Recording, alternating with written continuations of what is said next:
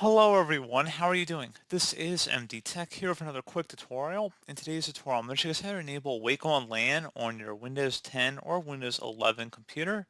So Wake on LAN is a protocol for remotely waking up a computer from low power mode.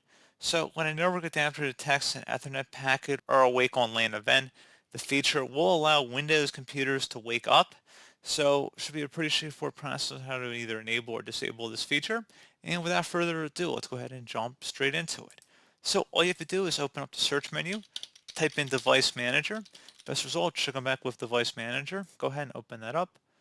You want to expand the network adapter section by double clicking on it and right click on your networking device and you're going to select properties. Select the advanced tab. You would go down on this list and look for Wake on Magic Packet. Again, Wake on Magic Packet.